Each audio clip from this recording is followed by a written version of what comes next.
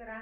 Mina olen Mari Aasmets, olen Eesti Volkswageni klubi juhatuse liige ja loosin nüüd välja võitjad nende seast, kes võtsid osa meie liitumise ja liikmelisuse pikendamise kampaaniast.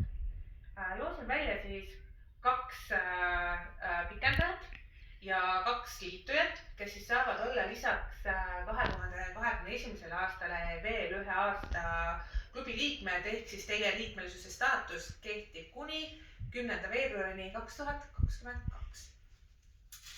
Kõigepealt loosin välja siis pikendajad, kes pikendasid oma staatust.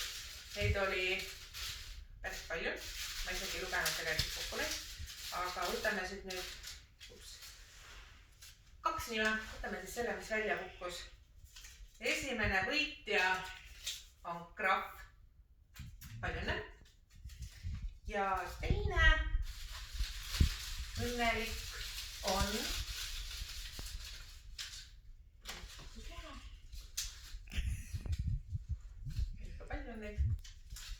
õnnelik on Holm.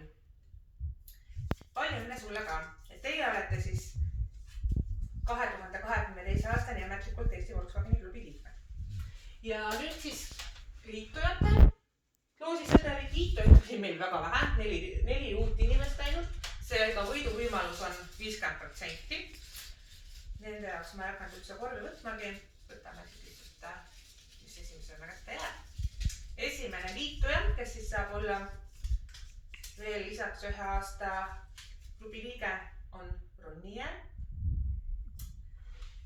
Ja teine liituja on